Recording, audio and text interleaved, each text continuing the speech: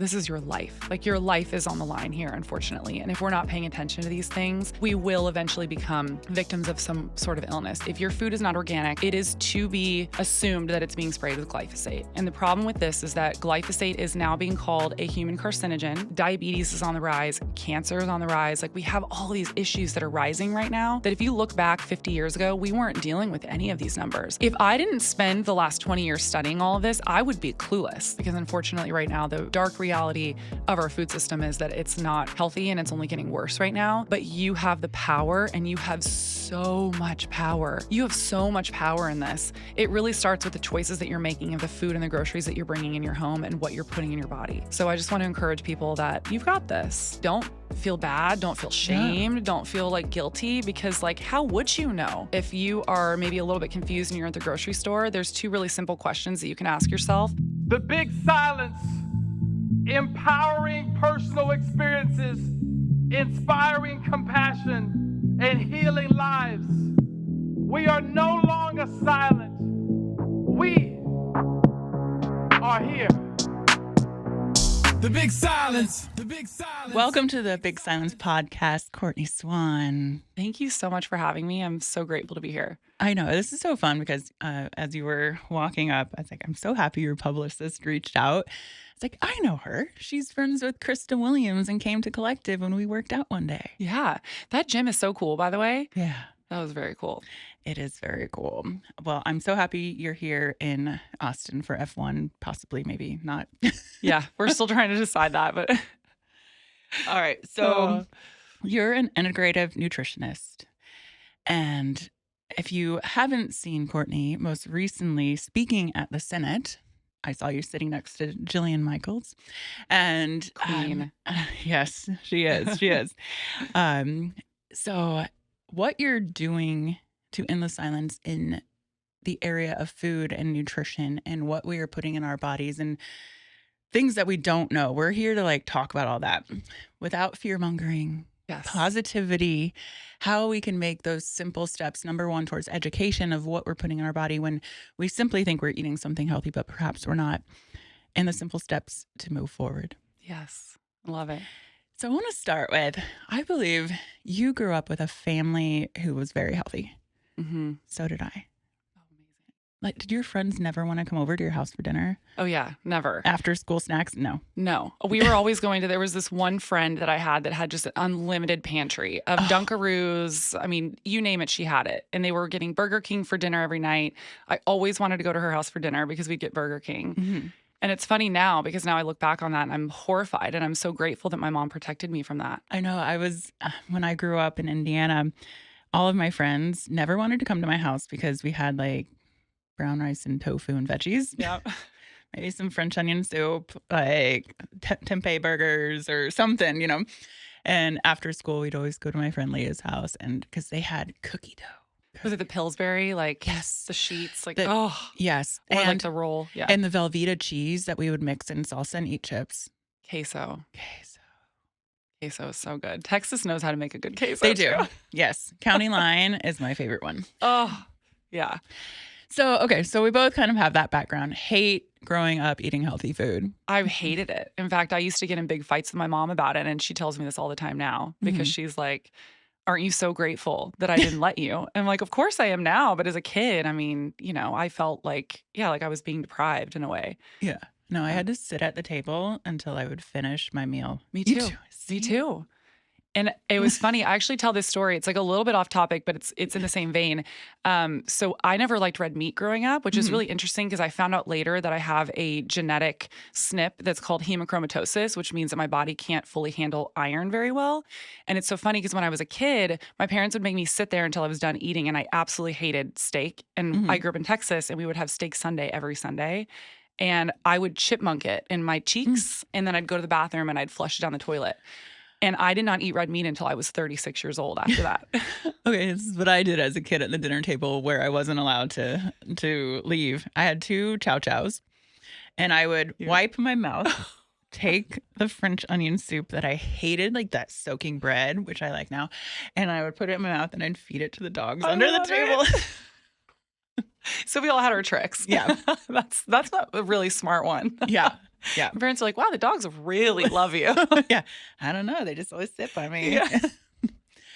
So That's so then funny. you have this transition, and tell us, like, how did you get to where you are today? Yeah. So I shared a little bit about how growing up, I felt, I would fight my mom on it a lot. I felt pretty deprived. As most kids, you don't really know how good or bad you really have it in comparison to other people because it's all you know, right? So it was all I knew. And then I went to college and I just had a total free for all. I had never really eaten fast food. I don't want to say I never did, but it was just so rare for me growing up because my mom would never let me have it. So if I ever had it, it would be like, out with friends or like at my friend's house, we'd have Burger King. Mm-hmm. So I go to college and I'm like, woo, I'm free. And I'm doing, the fourth meal at Taco Bell, which I am horrified by now.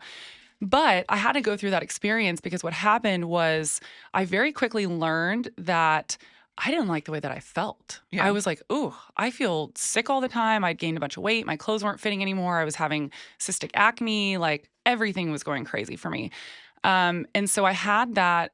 I had that realization of, wow, I actually felt really good growing up and I was never really sick. And then I went from being super healthy, never really getting sick, to getting sick all the time, being lethargic. So I started to kind of connect the dots. And I will say it took me a couple years because this is something that, talking about the big silence and how there's a lot of things that we don't talk about. One of the things that really irks me is that why are we not teaching children the connection between what they're putting in their bodies, like what they're feeding themselves, and what it's actually doing to their bodies? Why are we not making the connection to chronic disease? Why are we not telling them like, yeah, you can eat this fast food burger, but you're going to not feel very good in a couple of hours, And we're not making that connection of food really truly has the ability to be medicine if we're giving our body the right food. And I started to make those connections. My mom sent me a book when I was in college. It's called You Are What You Eat. And she was like clipping out little newspaper clippings and sending them to me physically in the mail. And I started reading all those. And then my senior year of college, I took a nutrition class and then everything was solidified for me. I was like, oh my God. Back then in college, were they actually teaching the facts that you know of today? Not really, no. Yeah. That's what's so funny about They're it. But I had teaching such, they were macros, teaching, just yes, simple. like calories. We were learning how a calorie actually works. What else were they teaching? Like low fat diets, things that like we know now are really bad. But it still gave me this general passion for nutrition because I was like, oh, I'm learning about the body. I'm learning how food's assimilated in the body. I'm learning a little bit about nutrition. And then I feel very fortunate that I found the works of some really amazing thought leaders super early on, like Dr. Mark Hyman. I was reading books from Michael Pollan. I found Bonnie Hari, the food babe, like really early on. And they were all speaking about our food industry. And that's really what solidified me and on this path. There was one book that I read by Michael Pollan. It was called, every time I'm on a podcast, I blank the name of it. It was not The Omnivore's Dilemma. It was the other one that has a carrot on the front of it. And it will come to me later. I do this every time a podcast. It was one of my favorite books. But essentially, he outlines what happened to our food along the way and how we've industrialized it and essentially made it to where we're not eating real food anymore, but the way that we're creating our food.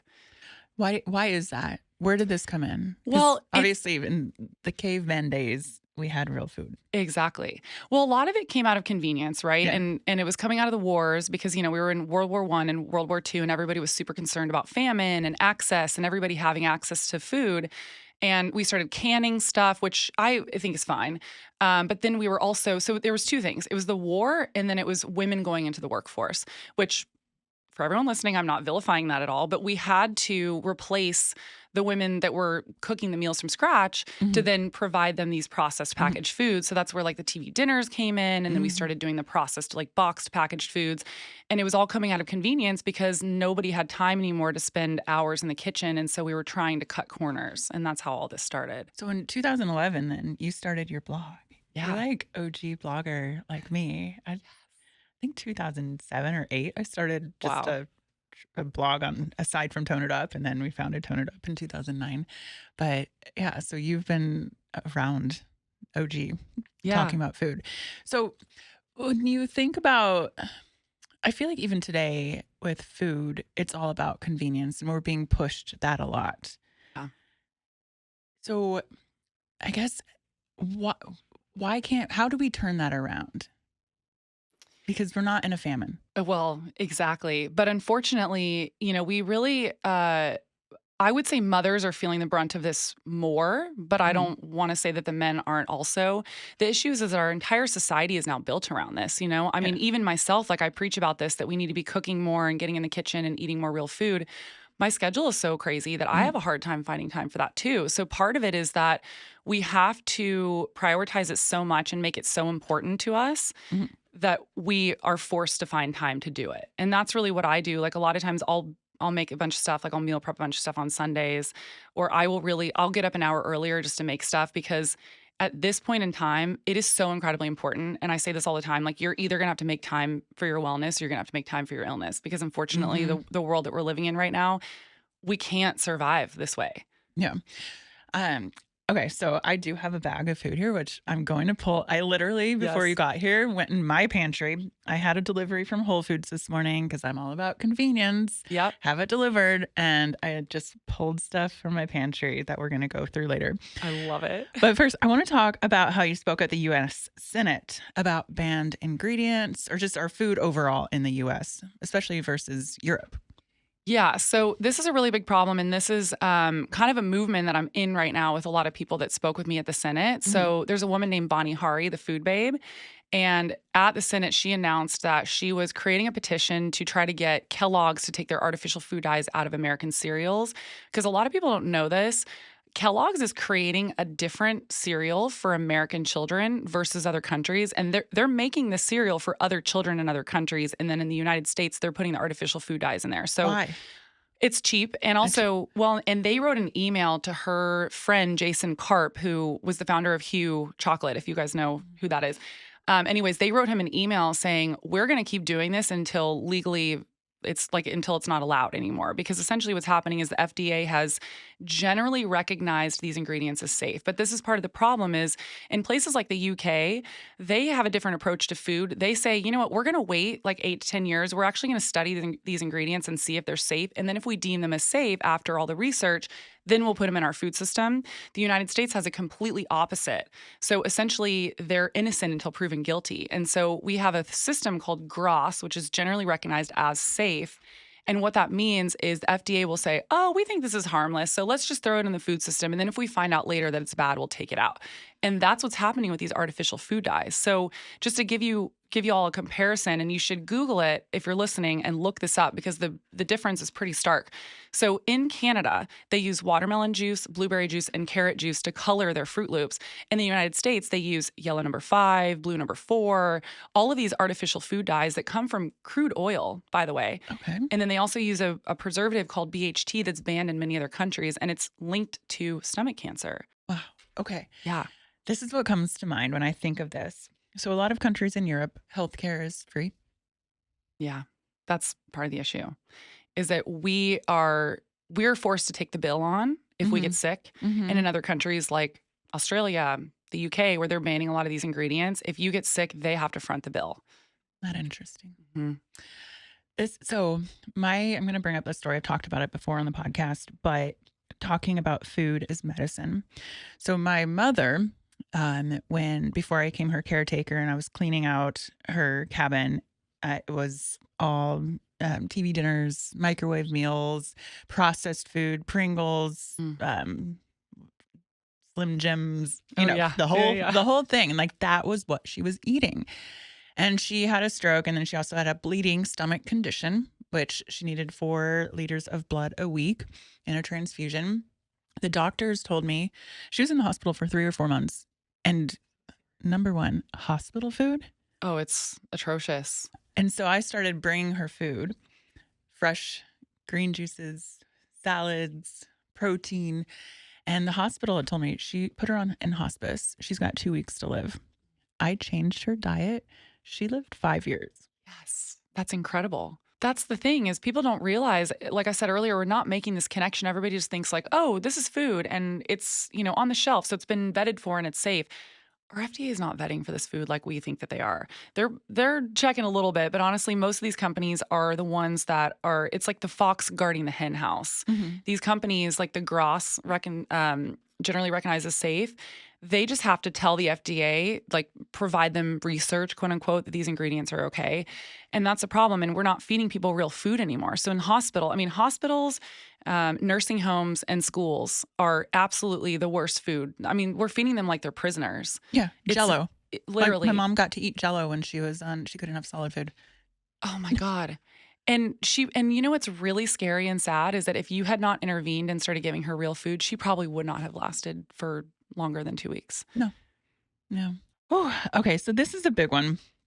I want to talk about organic, why we do organic, because I'm also a victim of, okay, organic's more expensive and I can afford organic, but I don't also necessarily always choose organic. So let's talk about the pesticides. So the pesticides are the reason why I'm the most concerned about our food. So I want to explain this to everybody really well, because I get a lot of heat back from people saying like, well, organic allows other pesticides. That is true. But the pesticides that are allowed in organic food are far less harmful, and they're the ones that we're really not as concerned about. Not to mention, if you go above and beyond organic, a lot of these organic farmers, or if you go to places like regenerative farming, like ranches that are doing regenerative farming, they're not really using pesticides at all. They're using things like ladybugs, like they're using nature to actually work as pesticides. The problem is that with organic food, they are legally not allowed to contain genetically modified ingredients, which we can also talk about, or organisms, GMOs, and they are not allowed to be sprayed with glyphosate. Glyphosate is the number one thing that I'm the most worried about right now, because if your food is not organic, it is to be assumed that it's being sprayed with glyphosate. And the problem with this is that glyphosate is now being called a human carcinogen. It's being classified by the World Health Organization. The International Agency for Research on Cancer just classified it as a human carcinogen.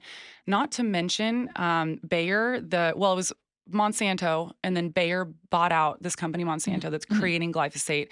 It's also known as Roundup. For anyone listening, if you have Roundup that's in what your you put garage, on your what yard. you put it on your lawn. Yeah. Exactly. So Bayer has been getting absolutely destroyed in the courts because they have been getting sued by farmers, farm hands, and just general Americans that believe that they got non-Hodgkin's lymphoma from using those chemicals on their farmland.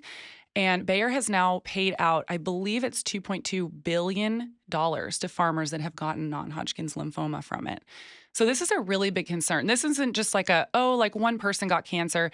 No, I believe at this point there's like hundreds of thousands of people that have been suing them. So much so, actually, to the point that Bayer has now gone to the Senate and they're trying to sneak into, we have something called the Farm Bill, and it's reissued every, I believe it's 5 years. And they're trying to get a exception put in the Farm Bill right now saying that Bayer is no longer, they're immune from being sued by people that get cancer from their products. That's how bad this is right now. They're getting sued so much that they're asking the US government for immunity from getting sued. So like, for example, if you or I was using Roundup and we got non-Hodgkin's lymphoma and we were like, I know that I got this from glyphosate because so many other people have also gotten it, we would not be allowed to sue them for that. Wow. It's really insidious. Wow. Okay, go back to regenerative farming for those who don't know what that is. Explain it. Okay, so regenerative farming is amazing. It's essentially what it is it's going back to farming the way that nature intended. So the way that we're doing it right now, let me explain the way that we're doing it right now versus regenerative farming. So in conventional agriculture, we are spraying the soil to hell with glyphosate. And what that's doing is it's acting like an antibiotic and it's killing all of the good microbes in the soil. Now, we have been told like, ew, dirt, it's gross, and all the microbes and the bacteria, it's really bad and icky and gross. Actually, that bacteria and those microbes are what keep that soil really healthy. There's a whole ecosystem in there. And you have to think about these bugs are actually giving the food to the plants that are growing in there. It's also why we're now seeing that our vegetables don't have as much vitamins and minerals and nutrients in there because we're killing off the whole ecosystem that's actually feeding those plants to give them more vitamins and minerals. So in the general conventional agriculture system, we're spraying it really heavily with these chemicals. We're killing off everything. Glyphosate kills everything in its path. That's why we had to genetically modify specific plants in order to make them immune to the glyphosate. So what people are doing now, farmers are doing, is they're spraying their soil heavily with glyphosate. It's killing every single thing in its path except for that one plant that has been genetically modified to withstand the glyphosate. And then on top of that, we're tilling the land. So we're chopping up that topsoil. And what we have now learned is that topsoil, in conjunction with a healthy soil, is actually what we really need to sustain life on the farm. So what we need to be doing is working with nature and not against her. And that's what regenerative farming is it's essentially taking out the tilling, and it's also removing all the pesticides and putting things in, like I mentioned earlier, like ladybugs.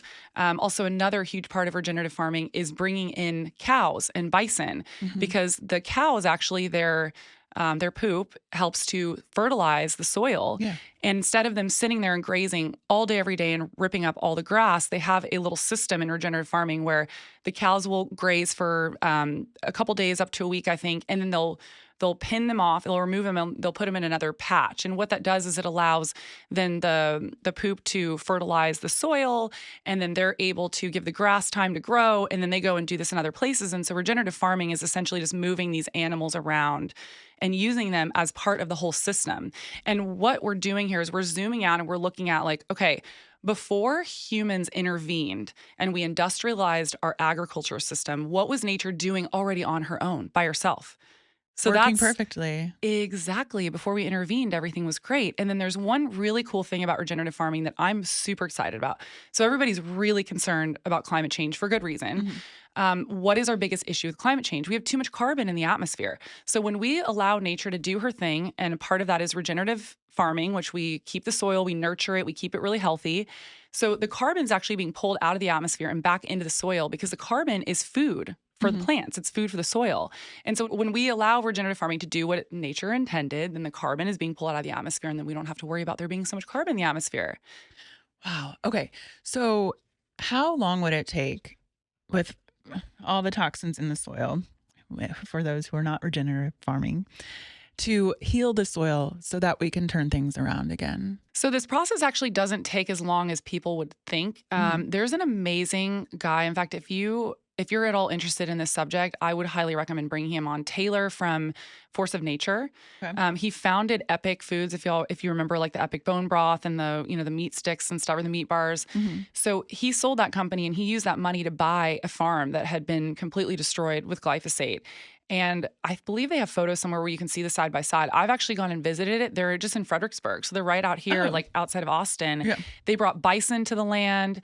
They did regenerative farming. And now it's completely, it's lush and green, and there's greenery everywhere. And I visited a couple times, and I believe he said that it took them maybe like a year or two to do it. Okay. Yeah. So it wasn't crazy. But just the difference in how the land was before versus how it is now it's mind-blowing. And you look at that and you go, okay, well, the way that we were farming before, everything looks brown and dead. And he also said that the land there was dealing with a lot of flooding, because when the grass is dead like that, it's compared to me like this fluffy rug. So when the soil is healthy and there's lush greens there, it's actually able to absorb it in there. But if you just have a hardwood floor and you're pouring water on it, the water is going to keep going, and it's causing flooding. And so he was having all these flooding issues, and now he doesn't have that anymore. And it's really incredible how he was able to turn it around so fast. Wow. I was talking to Bobby before you got here too. He's like, should we start farming on our land? I'm like, oh, we have the space. Yes, that would be incredible. You could also reach out to people like that. I know also Will Harris, I believe, consults with people too about how to bring their land back and how to do it regeneratively. Yeah. That could be fun. One more project. Yeah. Just what I need. All right. So I want to talk about oils. Yeah. Specifically canola oil. Can we go there? Oh, yeah. People don't realize how bad it is for you. I would encourage everyone listening, if you have any doubts, go to YouTube and just type in, how is canola oil made? It's insane. It goes through, I think it's like an 8-step process. This oil is known to smell so rancid that they have to bleach it and deodorize it to get the smell out. That is so gross. And then we're consuming it. It's been compared to engine oil lubricant, because it's really what it is. I believe they were using that in cars before we were eating it. So where can we find canola oil? Everywhere. Oh my God. Restaurants. Oh yeah. fast Whole food. Foods prepared food section. Is using canola oil still? Oh yeah. It's crazy. Oh my gosh. And they started doing this like, I want to say it was like 15 years ago. And I worked at Whole Foods like a long time ago when I was in school for nutrition. And I would always tell my managers, like, why are we doing this? Yeah, canola oil is really bad. It also comes from a genetically modified seed. It's called the rapeseed.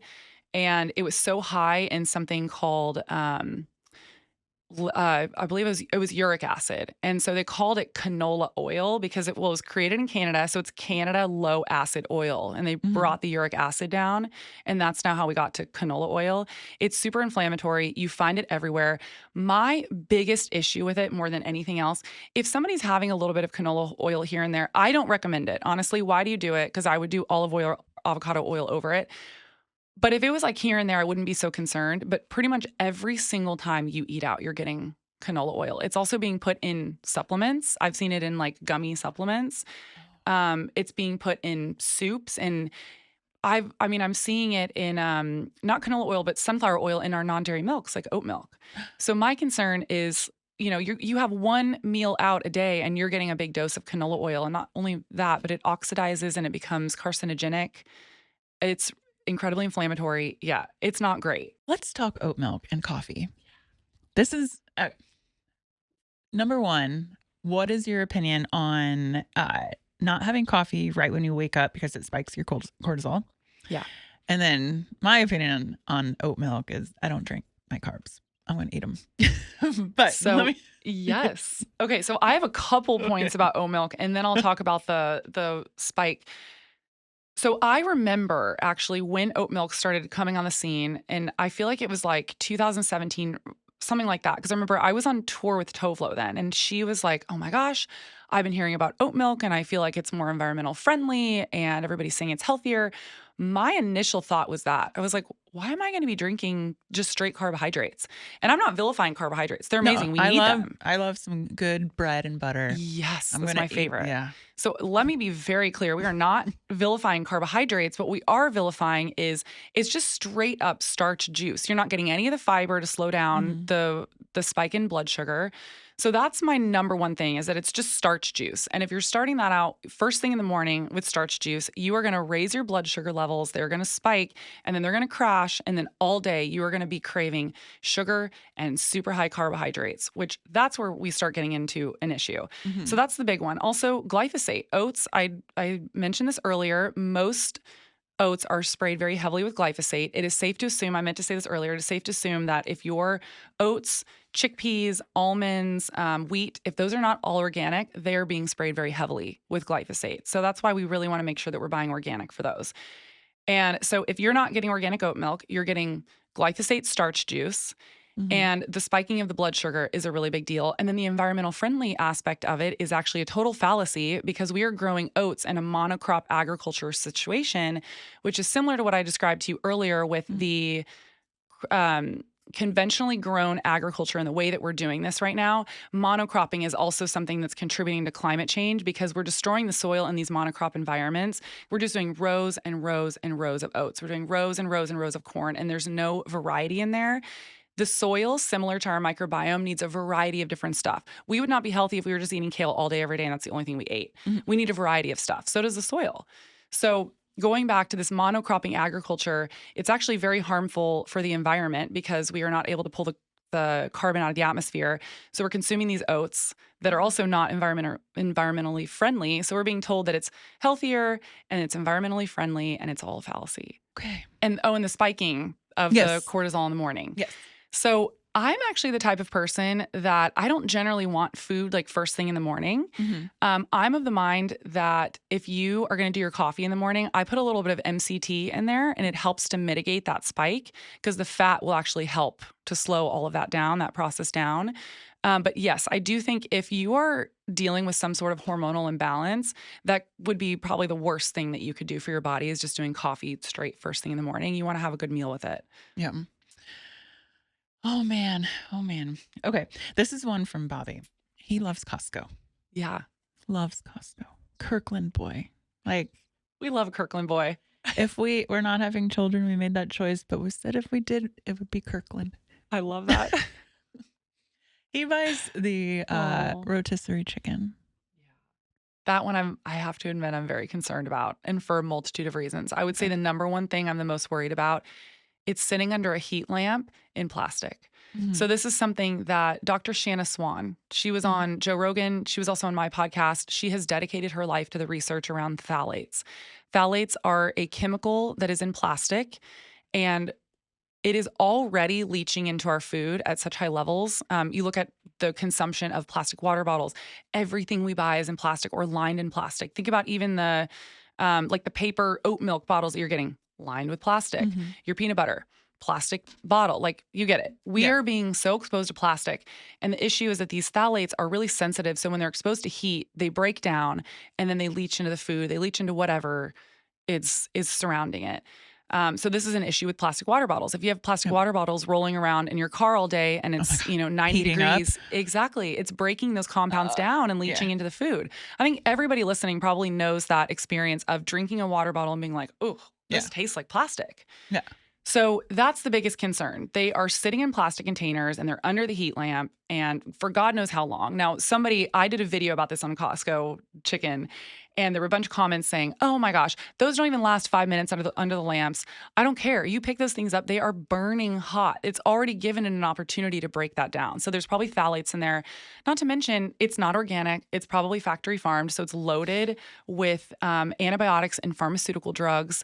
And it's not organic, so it's being fed genetically modified organisms. So it's probably eating glyphosate and God knows what. It's also not to mention you're putting your money into a horrible, horrible environment for these chickens. And I just, for me personally, I don't want to give my money to somebody who does not care about the life of animals. And then on top of that, if you just look at the ingredients, I don't remember them offhand, but it's chicken and then a bunch of other chemicals in there like preservatives and stuff. And we're being exposed to all of these artificial food-like ingredients. Yeah. One, like I mentioned earlier, the FDA is really not vetting for a lot of these ingredients. Also, there's absolutely no studies being done right now on what the accumulation of all these different preservatives and thickeners and stabilizers and all of these things, what they do in conjunction in our body. What do they do? Like, can you walk us through that? I mean, to be honest, we don't know. That's the problem. And, my biggest issue is we don't know. And also, your food, it needs to spoil. It is supposed to spoil, but we're preserving all of these things to high hell. I mean, I saw a post the other day. A woman said that she left her bread in the back of the pantry for like 3 months and pulled it out. No mold. It looked totally fine. It looked normal. I'm sure everybody listening has seen those videos of people saving their McDonald's for like 20 years. Doesn't mold. Looks exactly the same. I mean, that just for me alone, like, look, there's studies coming out showing that they're detrimental to our body. But also, like, when are we just going to allow common sense to come into the room here and say, if that's not breaking down in 20 years, what's that doing in our body? Yeah. What's your opinion on colonics? I think colonics are great. Yeah. I will say I'm a little bit on the fence with them only because my only concern with them is you are removing everything and we have a microflora down there that has good and bad bacteria and there's a good balance of it that we need for our immune system, for production of serotonin, for the brain. Like it plays a really big role. But I feel like if you're taking probiotics and you're not doing them all the time, I'm actually a huge fan of them. Yeah. My favorite is like if I go to Mexico and I come back with like stomach issues, I'll go and get one and it like really helps. Yeah. Yeah. I've never done one, but I have a lot of friends here. Like I've almost convinced me. Yeah. I will tell you the first time was, I don't want to talk you out of it, but I feel like people should have warned me a little bit more. It was a little No. wild. I don't know. I had a friend and his my wife over for dinner recently, and she does it all the time, and it was his first time, and he went through detail on it. I was like, wow, got it. But you know what? I do think they can be really beneficial. And if somebody's really struggling with something, I mean, consult your doctor. But if you're really struggling with some digestive issues, it might be a good thing to clean all that out and start fresh. Well, and he was also mentioning that the practitioner that does the colonics here in Austin said that she's been doing it for 30 years. And in the past 10 years, she's never seen so many more parasites that come out. Wow. Yeah. I'm not shocked by that at all. That's a Yeah. big issue. And I don't want to spend this whole episode scaring people. I mean, look, there's a lot of hope and I'll explain that later, but parasites is one we have to worry about. In fact, I will tell you, I don't eat raw fish anymore. I just don't do sushi anymore. No sushi. Oh, I Yeah. love sushi. I've had it twice this week. That's okay. I mean, I just would maybe be if I were you, then I would look into doing like some sort of parasite cleanse just here and there, or at least get tested for it actually. Cause I'm more of the mind that don't just guess test and make sure that there's actually an issue, but you might want to just make sure, and not to scare people, but it is a concern with sushi. Yeah. Yeah. Or if you go to other countries like Mexico or, cause they have a lot of different microbes in their water than we have here and it affects us differently. Yeah. Yeah. There's a lot of getting sick in Mexico. Oh, yeah. What about, have you heard of Bali belly? What is that? So essentially what that is, I mean, it's a broad statement. So you can't like really put like an exact diagnosis to it. But essentially what it is if you didn't grow up or don't live in Bali for like a long time, they have different microbes over there than our bodies are used to. And it's essentially like a form of like food poisoning where you're getting different microbes in your gut and your body does not know how to handle them. And you get really sick, like food poisoning sick. Yeah, I've never been to Bali, but friends who have gone always get that. I'm like, I think I'm good here. I'm good. I got lucky. I didn't get it, but my friend I went with got it really bad. Yeah. Yeah. So I have a couple community questions Yeah. from my Instagram. Love that. One is, what are some common misconceptions about nutrition and healthy eating that you encounter? I mean, I feel like we've talked a lot about that, but Yeah, common misconceptions about nutrition. I mean, I kind of already said this, but I do want to dive a little bit further into this. I think the most common misconception that we're dealing right now, specifically in America, is that I think people think that we have somebody protecting our food supply, and we really don't. I mean, if you compare to the UK, they allow around 400 additives in their food system. We allow up to, I can't remember the exact, it's somewhere between 3,000 and 4,000 food additives that are legally allowed into our food system right now. And that number is also growing.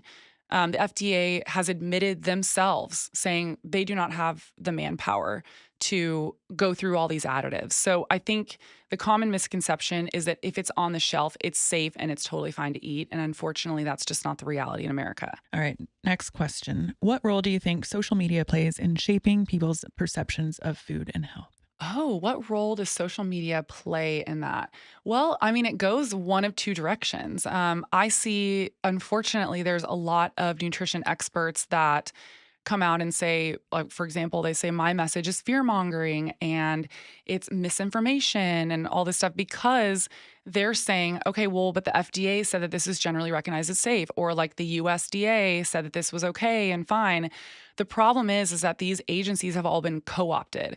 There's a revolving door between the FDA and the USDA and pharmaceutical companies.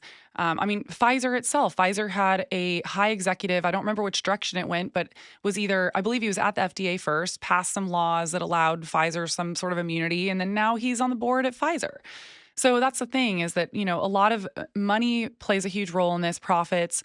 These large food companies, these large big pharma companies, big agriculture companies, they all have so much money. They have billions of dollars to be using on marketing and lobbying in Washington. They pay off politicians to pass certain bills in. Like I said earlier, the Farm Bill, they're literally working with 2 congressmen as we speak to pass these bills. So yeah, there's a lot of misconception that everything is safe and fine and vetted for, but unfortunately you have to follow the profit. And then I would say alternatively, how it's shaping people, I'm really stoked because I feel like right now we're really having this movement of people waking up and realizing what's going on with our food system. Yeah. So I think it kind of depends for the listener what rabbit hole you get down. Either you find the expert that's saying like, oh, it's totally fine and everything, the USDA and the FDA are totally taking care of all of this. And if they say it's safe, it's fine. And then there's, I'm in the camp of like, y'all, we need to wake up. Yeah. I mean, 50% of our American children are obese. In comparison, Japan has a 3% obesity rate for children. That's massive. And that's to say that something is going wrong here. Yeah. Something is going wrong. We have 74% of Americans that are overweight, on their way to being obese.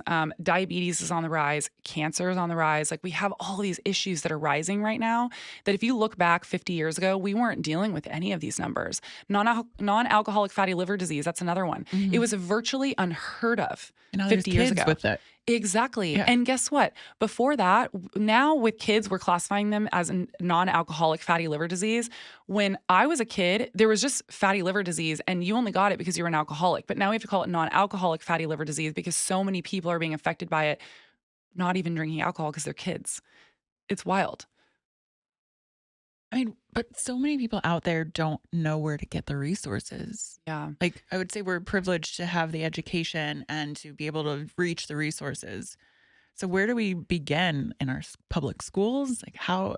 So I, first of all, want to empower the listener. You have everything that you need inside of you and you have all the knowledge. Think about our ancestors. Our ancestors didn't need double-blind placebo studies to know what to eat. They already knew innately what to eat. We know what is real food and we know what's not real food. So first of all, I want to empower people to say, you know the truth. And it's really simple. If you are maybe a little bit confused and you're at the grocery store, there's 2 really simple questions that you can ask yourself. One, would my grandmother recognize this as food? If I pick up a Twinkie, when she was a kid, would she have even known that this was food? Probably not. My grandma made vareniki with blueberries from her garden, Ukrainian vareniki, and her own homemade dough. And that was better than a Twinkie. Yes. Yeah. It's always better. And that's the thing. When you stop eating these fake processed foods, your palate changes. To me, this was so mind-blowing to me because I've known this, but this was like a real-life example for me. Last year, I went to a film festival and they were handing out free candy and they handed me a Reese's Pieces. And I was like, oh my God, I love these. And I haven't had these in like 20 years. I want to try one. I spit it out. And I'm not even being dramatic. I was like, ugh, like this tastes so chemically to me now. I can't even eat it. And there's such a difference to me between that versus like real dark chocolate with peanut butter.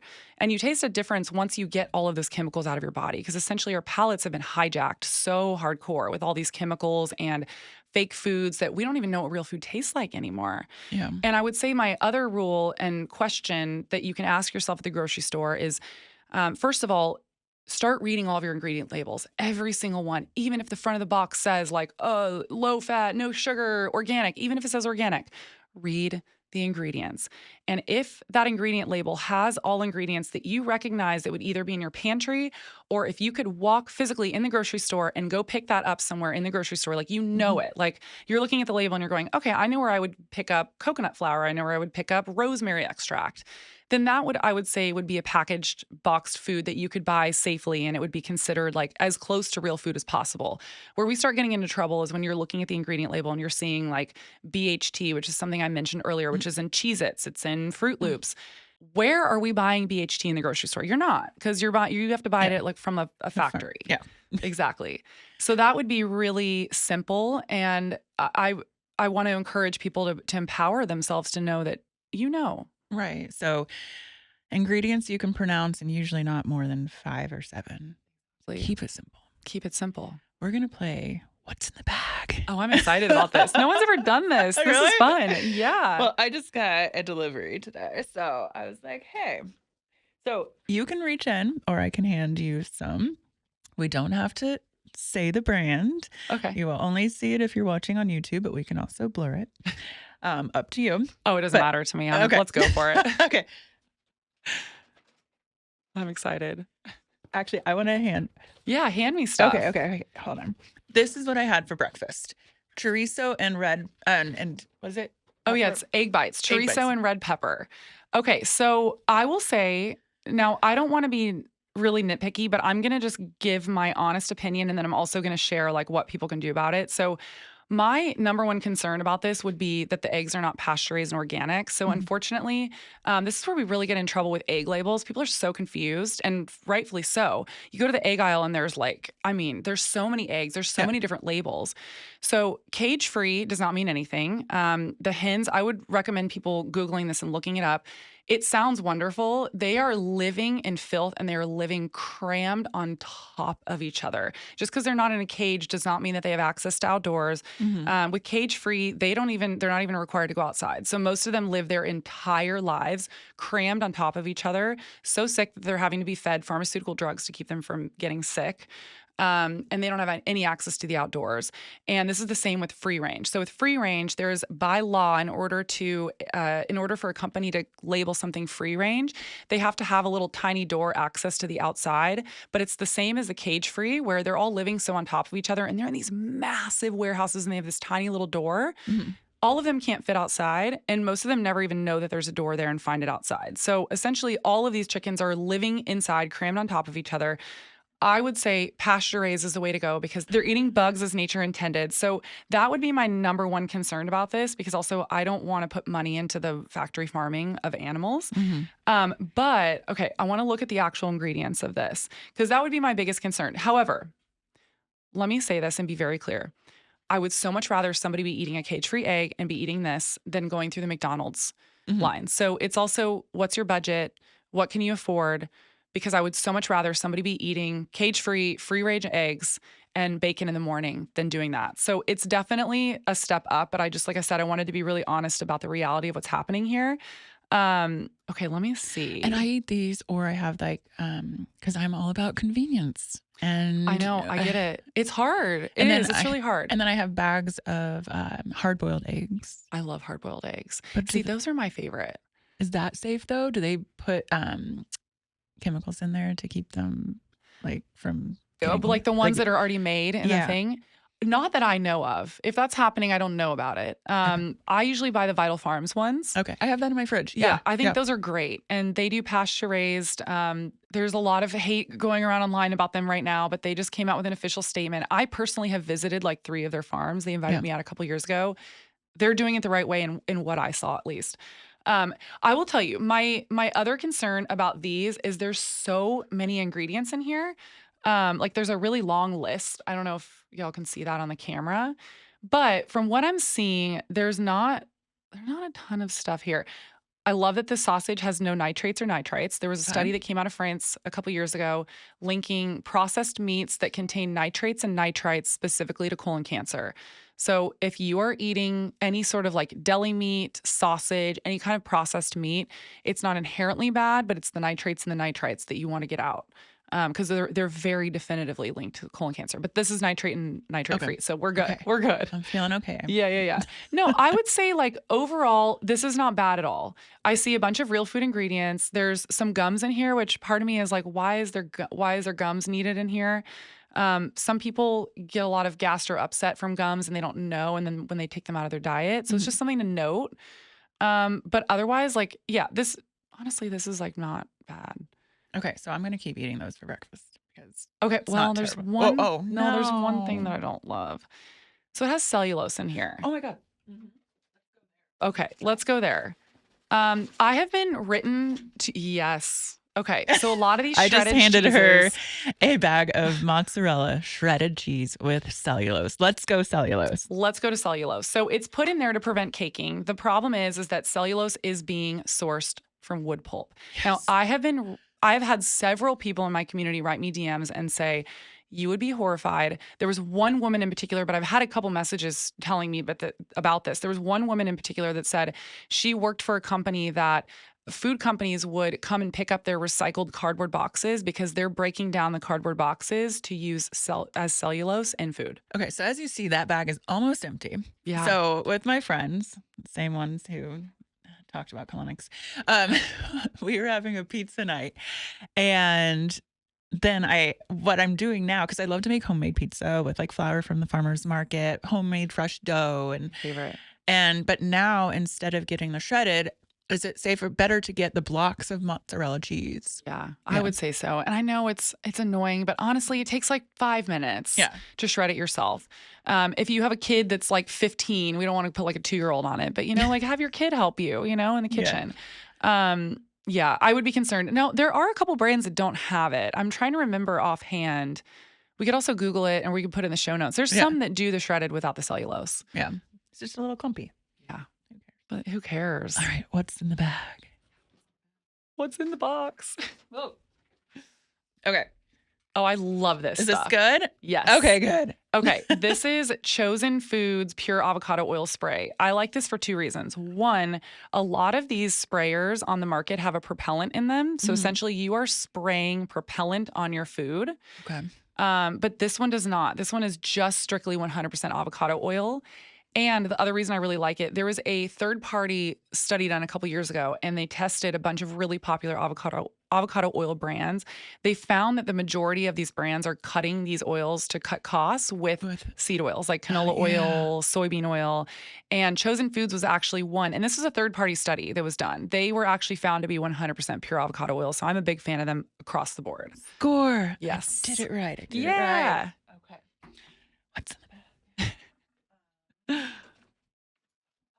Okay, this product was sent to me through an influencer package with some other foods. It was a vegan meat, but it was made from vegetables. Okay, I'm curious to know what brand it is. This is not the brand. Oh, okay. That they just sent it in the package because you season it with vegan unhoney. Oh, well, okay. I gotta be real here. Anything that comes from nature that we're remaking, like for example, there's vegan eggs now that we're remaking in a factory. I'm sorry, I'm not down with that shit. Yeah. Am I allowed to curse on this? Yes. I want to be careful because look, I respect the vegan community and I get it. But there's certain things that we have to understand about the way that the circle of life and the way that nature works. And one of those being that bees already create honey. And there's sustainable ways to get the honey without harming the bees, but also nature has provided us honey for a reason. Yep. Honey is so amazing for your body, especially if you're sick or like maybe a lot of people don't know this. If you have allergies, if you get local honey from your community, the honey will actually help with those allergies because it has certain microbes and enzymes that helps combat the allergies. Yeah. Honey is amazing. No, when I moved to Texas, my allergies were so bad. So I have local honey. And it probably helps, right? Yeah. It's incredible. Yeah. I mean, and there's so many enzymes. And the thing is that we as humans think that we are so smart that we can outsmart nature. We think we know everything about everything. We don't know that much. Yeah. We don't actually know what truly makes up honey that is really good for our immune system or that really helps combat allergies. Like we can assume and we can try to create and mimic it, but it's never going to be the same. It's never going to be the same. So this is unblended organic cane nectar. I mean, this is just cane sugar. It's just straight up sugar. Yeah. And the issue with this is that at least with honey, you're getting all of those microbes and enzymes and you're getting valuable things for our body that our body can actually utilize versus this is just straight up processed sugar. And it's not really going to do anything for you. Sorry, your fingers are going to be like sticky and greasy by the time we're done. No, I'm happy to know that exists because I'm like, well, I wish it didn't exist, but I'm glad that you brought that out because I didn't even know that was a thing. I'm always trying to get enough protein. So it's to have 1 pound or 1 gram of protein per body weight. Yes. So hard. So I have these little cottage cheeses around. Ooh, I love cottage cheese. I think cottage cheese is amazing for protein. So I will say this, similar to what I was saying earlier with a lot of the crops with dairy, if your budget affords it, I would really buy organic if y'all can. See, that's not organic, is it? It's not. See, and I need to pay more attention because when I go on Amazon Prime or whatever and get my Whole Foods order, I'm just like click, click, click, click, click. I don't pay attention because I'm not in the grocery store walking down the aisles. I'm like 6 a.m. in the morning. I'm like, I'm in town for 5 days. I need to order groceries and I don't look. So, okay. And there's some really amazing organic cottage cheeses. There's that one brand, Kaluna, I believe it is. It starts with a K. There's another one that I'm totally blanking on right now. I want to say it starts with a G. We can look it up and add it to the show notes. There's a really amazing organic ones. And the issue with that is that if you're not getting organic dairy, they are getting injected with growth hormones because they want to fatten them up and they want to create more dairy and fatten them up. And also it helps, I think, with the milk production as well. Like everything in the factory farming setting is all about profit. There's nothing involved being concerned about human health. And that's the issue. It's all about like fast, convenient, like get them through, get them out quicker, create more, bigger, better, you know? And so it's not conducive with health. They're also being fed genetically modified corn and soy, which is a big concern because they're eating a ton of pesticides like glyphosate in there. And if they're eating the Roundup Ready corn, they're getting something called Bt toxin in there, and they're also being given antibiotics. But so that's the thing. That's the difference is that if you're eating organic dairy, they're not legally allowed to be given genetically modified feed. They're not legally allowed to be given growth hormones, and they're not legally allowed to be given pharmaceuticals. I do have bigger ones in my fridge that are organic, but this was my on the go choice. But yeah, but no, but and look, and I hope like you don't feel this way or anybody listening that I'm like vilifying you or like reprimanding you at all. Okay, good. No. Because this is like, if I didn't spend the last 20 years studying all of this, I would be clueless. So also like, I want to encourage everybody, don't feel bad, don't feel shamed, don't feel like guilty, because like, how would you know? Yeah. I mean, it's like silly things, even when you think of lotion you put on your body for so many years, and then you're like, oh my gosh, I just realized the ingredients that I'm putting on the largest dish organ of my body. Exactly. You know, it's all about education. Exactly. And then making those choices. You don't have to do all or nothing. Exactly. And that's important. Yeah. And you also got to pick the things that are most important to you. And also, like, you're not going to be able to do all the changes overnight. You pick like one thing at a time. You're like, okay, this month I'm going to tackle the body care products that I use, right? And you take it one step at a time. And yeah, I mean, you don't know until you know. I wasn't thinking about this when I was younger either until somebody said it to me. And I was like, oh, wow, never even thought about that. Yeah. So this one I actually had in my pantry already. And then I heard you talking about it on a podcast. It was so interesting because we all love tea. Tell us about tea bags. Okay, so there was a study that came out recently. Actually, there's been a lot of studies that have been coming out recently. There was one specifically that just came out where they tested the testicles of human males, and they found that every single one of them had microplastics in their testicles. We're finding microplastics in placentas. We're finding it in breast milk. We're finding it in human organs. And we are getting infiltrated with plastic on so many different levels. I talked about this earlier with like the plastic containers of the food and our water bottles. Tea bags are a really big one too. So the tea bags themselves are actually being made with a form of plastic. And then when you heat it up, you're not only getting the things like the phthalates in your tea, but you're also getting these little microplastics that are breaking down. There's also another study that came out recently that we are consuming around a credit card's amount of microplastics every single week right now. That's insane. Yeah. And part of it is coming from the tea bag. So I'm obsessed with this brand, Peak. So this is Peak Tea for y'all listening. And they have these little sachets and they're great for on the go. This is my favorite tea. And it's so easy because it's just a little powder and then you just add hot water. I'm obsessed. And then you don't have to worry about the microplastics. Yeah. That's another thing that Bobby has in the cabinet. Kirkland green tea bags from expired 5 years ago. No. And let me be very clear. We expired too. Oh my God. Yeah, that's classic. That was when I moved in with my fiance. I was digging in the bowels of the pantry, just finding so many expired things. I was like, dude, what is going on here? Oh my God. Yeah, don't get me started. But let me be very clear. There are a couple brands. I don't know them offhand because if I'm being really honest, I'm not a huge tea drinker. I really just drink matcha tea. But you can look this up online. There's a bunch of brands now that are they're creating tea bags that don't have microplastics, but you have to actually search for it and know the brands because otherwise it's safe to assume that they have the plastics in there. Okay. Yeah. We'll do two more. Okay. I have more. But okay, this is one of my favorite things to have, especially because, you know, Bobby and I road trip a lot, and protein. Oh yeah. Beef jerky. I love this brand Archer. Okay. So the only thing I'll tell you is I think some of them have sunflower oil in them, but I think this one doesn't. Yeah, it doesn't look like this one does. So there's a couple of these from this brand. So these are the Archer grass-fed beef jerky. I love this brand. I think they're really good. They have all real food ingredients. This goes back to that rule that I was saying earlier. I'm looking at these ingredients and I'm going, yep, I know where I can find soybeans in the market. I know where I can find rice vinegar, grass-fed beef. They're great. So yeah, I really like this a lot. Yes. Yeah. We eat so much of this. Good. They're so good. And that flavor specifically is really good. Teriyaki. Yeah, it's good. Listening. Okay, we'll do one more. Oh, I love Safe Catch. Okay. So this is actually my favorite. Because I have so much of it. This is actually my favorite tuna brand. Okay. Yeah. So this is Safe Catch tuna. I'm a huge fan of this brand because they actually test all of their fish to make sure that it's really low in mercury, because this is the only concern. If you were eating a lot of tuna, I actually have a girlfriend, this happened to her last year. She was trying to put on muscle and she was like really upping her protein, and she was having like 1 to 2 cans of tuna a day. Yeah. And then came back with really high levels of mercury. And that's something you do not want to mess with. Okay. You do not want high levels of mercury.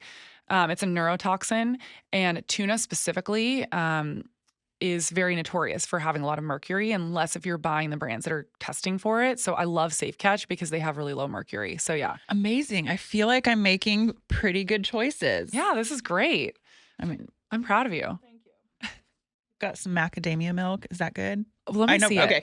I know I said one more, but now I'm like, no, you're keep good. checking. Oh yeah. Okay. So it's this brand. So hold on. I'm remembering that I didn't love them. So here's the thing. This is one of the ones where I'm kind of on the fence about, where I'm like, would I do this every single day? Probably not.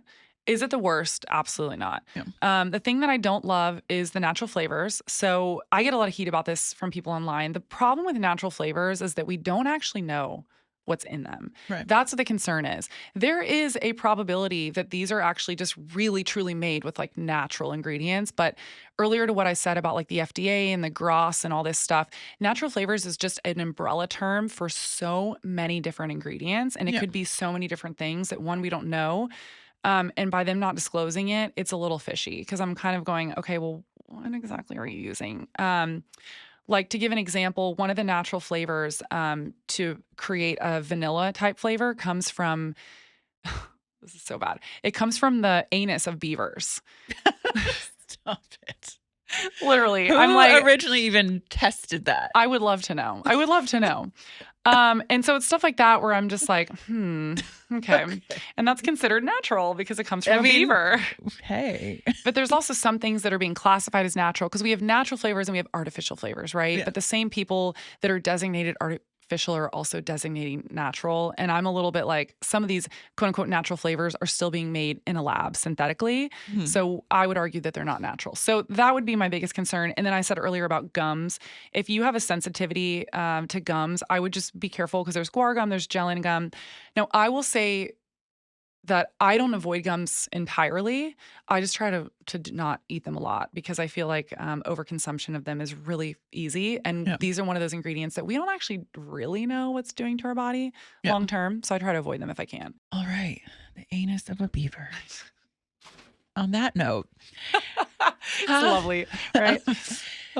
What, as we wrap this up, a tip or two for someone who's maybe feeling a little overwhelmed, just simplifying. And I feel like there's so much information here, and we've given simple facts, but just any encouragement on the first step. Yeah. I mean, first of all, I would say try not to feel like ashamed or bad, because I know that there can be a lot of like guilt and shame surrounding all of this. But like I said earlier, how could you possibly know this? You know, like, this is no one's fault but these food industries that are duping us right now. And it really has to do with profit.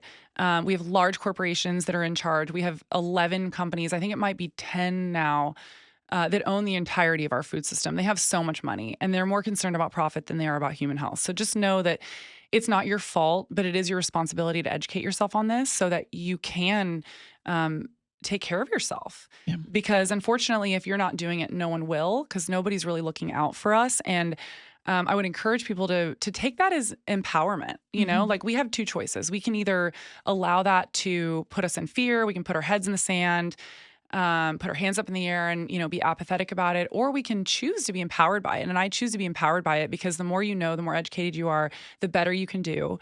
And, I would take this one step at a time. Try not to let it overwhelm you. Yes, there's a lot of bad stuff going on in our food industry right now, but I also want to remind you the power of our bodies. Our bodies want to be healthy. Our bodies want to be healthy. So remember that. And there's little things that we can do in order to encourage that. I always tell people, make sure that you're moving your body. It gets your lymphatic system going. It's really good for your heart. It's good for your overall health. Even just a simple walk. If you don't have the accessibility to go to a gym, you can just walk around your neighborhood, and that's great. So moving your body. Also encouraging detoxification pathways in the body, like sweating. If you don't have access to a sauna, if you do, that's great and that's amazing. If you don't have access to a sauna, draw a really hot bath and put Epsom salts in there and, make it hot enough to where you're actually going to get up a sweat, or go for a run and encourage sweating in your body. I always encourage people to move their bodies, sweat as much as you can to get all this stuff out. And, take it one day at a time. Just start tackling one thing at a time. Say, okay, this month I'm going to tackle all the stuff in my pantry. And then next month I'm going to, tackle all the stuff that I'm buying that goes in my fridge. Like, just take it a day at a time. I know it's really overwhelming and crazy, but this is your life. Like, your life is on the line here, unfortunately. And if we're not paying attention to these things, we will eventually become victims of some sort of illness, because unfortunately right now the dark reality of our food system is that it's not healthy and it's only getting worse right now. But you have the power, and you have so much power. You have so much power in this. It really starts with the choices that you're making of the food and the groceries that you're bringing in your home and what you're putting in your body. So I just want to encourage people that you've got this. I love that too. And it's so, just to point out again, like, there's a lot of things in the world we can't control. Yeah. And this is one of the things that we can. Yeah. And also just think about how amazing you're going to feel. Like, when I was younger and I went through that phase where I said I was not eating that great and I really wasn't taking care of my health, everything in my life suffered. Everything in my life suffered. Because I was like, kind of probably mentally unstable in ways, and I didn't feel good. I was fatigued all the time. I couldn't focus in school. And when I really started to prioritize my health, like, everything else kind of fell into line, because I felt better and I was able to show up for my friends and for my community. And if you have kids, like, you'll have energy to show up for your kids. So it really is, it's the most amazing gift that you can give yourself. So fight for yourself, because you're worth it. Right. Thank you, Courtney Swan, for coming on The Big Silence. Thank you so much. This was fun. The Big Silence. The Big Silence.